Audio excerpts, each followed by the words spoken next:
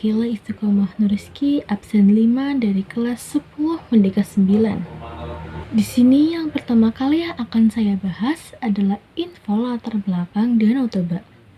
Latar tempat cerita rakyat Danau Toba adalah Danau Toba dan Pulau Samosir yang bertepatan di Sumatera Utara. Cerita Danau Toba tersebut terjadi di Sumatera Utara, tepatnya di Danau Toba. Di tengah Danau Toba terdapat pulau yang bernama Pulau Samosir. Kemudian latar tempat adalah sungai. Tempat Toba mendapatkan ikan yang dapat berubah wujud menjadi gadis yang sangat cantik.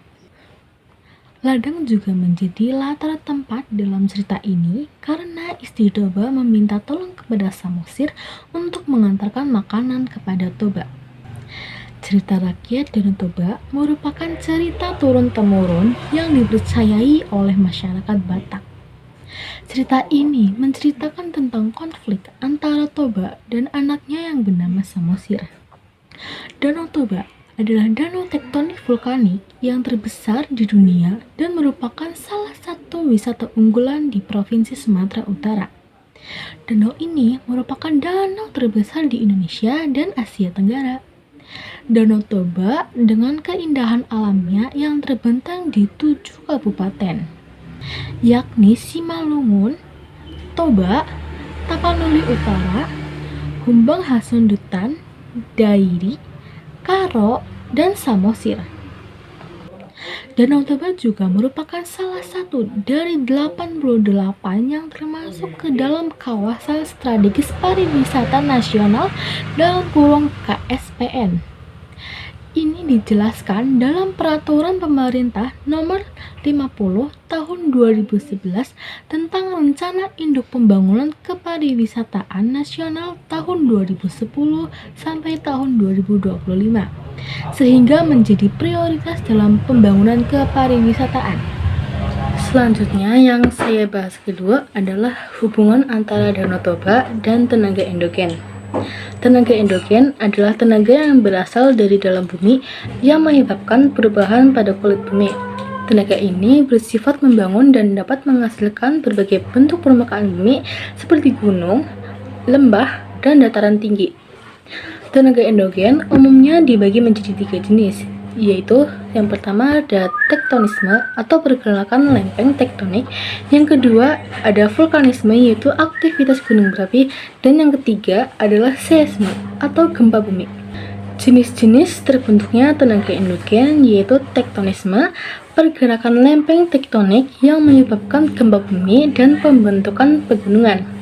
Yang kedua, vulkanisme, aktivitas gunung berapi yang meliputi erupsi magma dan pembentukan gunung berapi. Yang ketiga, seisme atau gempa bumi, getaran yang terjadi akibat pelepasan energi dari dalam bumi.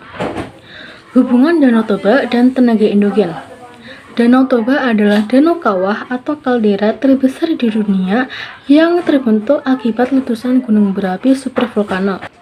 Letusan dahsyat ini merupakan manifestasi dari tenaga endogen, khususnya vulkanisme. Proses pembentukan Danau Toba. Yang pertama, letusan supervolcano. Gunung api supervolcano Toba mengalami serangkaian letusan yang sangat amat dahsyat yang melontarkan material vulkanik dalam jumlah yang sangat besar. Pembentukan kaldera. Letusan tersebut menyebabkan bagian atas gunung api runtuh dan membentuk kaldera besar. Selanjutnya, pengisian air. Kaldera yang terbentuk kemudian terisi air hujan dan air dari sumber mata air, membentuk Danau Toba. Selanjutnya, aktivitas vulkanik. Danau Toba masih menunjukkan aktivitas vulkanik seperti adanya sumber air panas dan fumarol atau uap air. Yang terakhir, gempa bumi. Wilayah sekitar Danau Toba juga rawan gempa bumi akibat aktivitas tektonik. Perkenalkan, nama saya Larika Alexandra, absen 23 dari kelas 10 Merdeka 9. Yang ketiga, saya akan membahas tentang dampak Danau Toba bagi kehidupan lingkungan sekitar. Danau Toba terletak di Provinsi Sumatera Utara, tepatnya di Kabupaten Toba, di mana penduduk di sekitaran Danau Toba ini mayoritas suku Batak.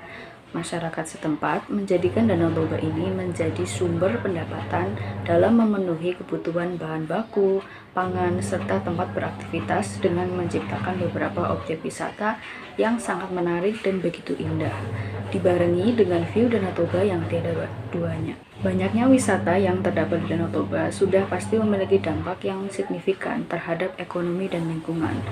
Banyaknya wisatawan yang datang berkunjung ke Danau Toba mampu melahirkan lapangan pekerjaan dalam bidang langsung dan tidak langsung. Hotel yang ramai pengunjung, restoran yang dipadati oleh para pembeli, dan usaha-usaha kecil akan mengalami pengembangan usaha. Hal ini memberikan peluang ekonomi bagi masyarakat dalam mengubah kualitas hidup. Namun, dengan meningkatnya jumlah wisatawan akan menyebabkan masalah peningkatan limbah polusi, seperti polusi air, polusi udara, dan habitat-habitat fauna di sekitar Danau Toba yang mungkin terancam. Perubahan lingkungan global seperti iklim dan peningkatan pariwisata memiliki pengaruh adaptasi lingkungan di sekitar Danau Toba. Upaya konservasi berkelanjutan sangat penting diterapkan dalam terwujudnya keberlanjutan lingkungan Danau Toba yang indah dan kesejahteraan masyarakat setempat. Masyarakat sekitar Danau Toba juga memiliki peran penting dalam menjaga kelestarian lingkungan. Beberapa tindakan yang dapat dilakukan antara lain, yang pertama yaitu tidak membuang sampah ke danau. Membuang sampah pada tempatnya dan tidak mencemari lingkungan. Terus yang kedua adalah mengurangi penggunaan plastik. Mengurangi penggunaan plastik sekali pakai dan beralih ke bahan yang lebih ramah lingkungan. Yang ketiga, berpartisipasi dalam kegiatan konservasi. Turut serta dalam kegiatan penanaman pohon, membersihkan danau, dan kampanye lingkungan.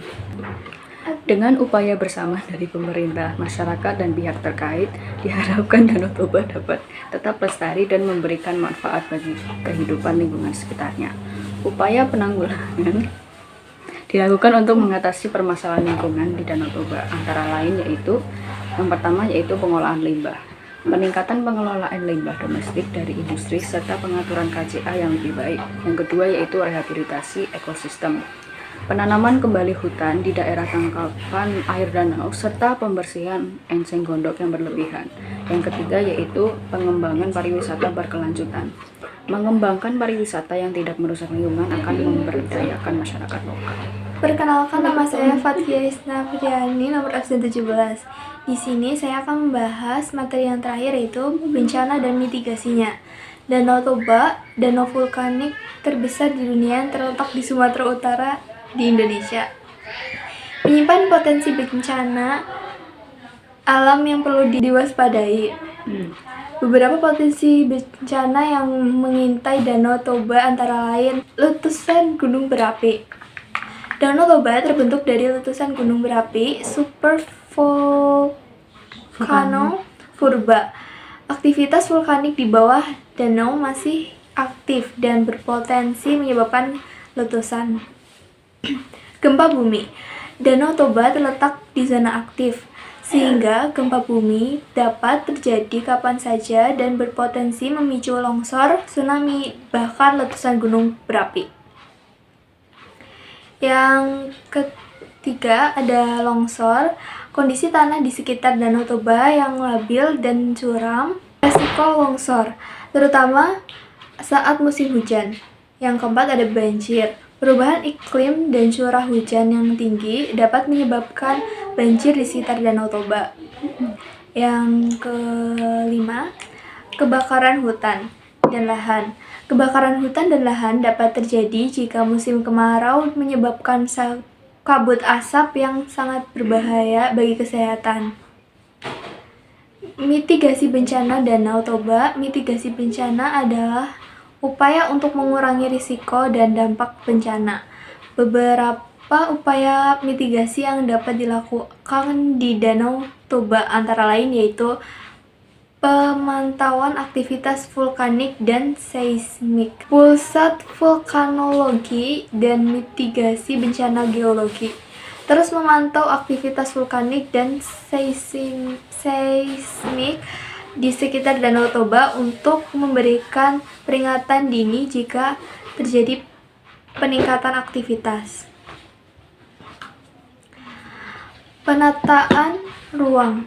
Pemerintah daerah harus memiliki rencana tata ruang yang memperhatikan risiko bencana dan melarang pembangunan di daerah rawan bencana. Meningkatkan kesadaran masyarakat atau sosialisasi tentang potensi bencana. Masyarakat harus diberikan informasi dan edukasi tentang potensi bencana dan bagaimana bencana itu terjadi. Reboisasi dan penghijauan. Reboisasi penghijauan dapat membantu mencegah longsor. Dengan upaya mitigasi dan kesiapsiagaan yang baik, risiko dan dampak bencana di Danau Toba dapat diminimalisir.